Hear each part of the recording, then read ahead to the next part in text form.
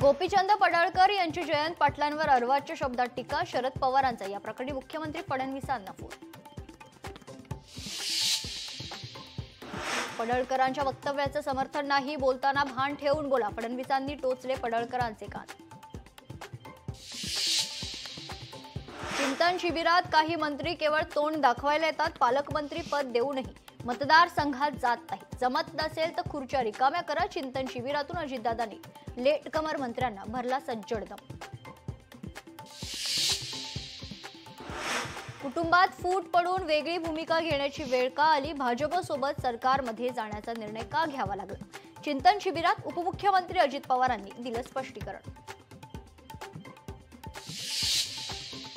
भुजबळांनी आरोप केले त्याचे पुरावे द्यावे, बीडमधील रात्रीच्या बैठकीबाबत पुरावे द्या, सुप्रिया सुळे यांची भुजबळांना विनंती। सरकारच्या शासन निर्णयामुळे मराठवाडा पेटला, ओबीसी समाजात अस्वस्थता वाढते, विजय वडेट्टीवारांचा सरकारवर हल्लाबोल। पुणे विद्यापीठात NSUIचं आंदोलन, विद्यापीठानं परीक्षा शुल्कात वाढ केल्यामुळे विद्यार्थी आक्रमक।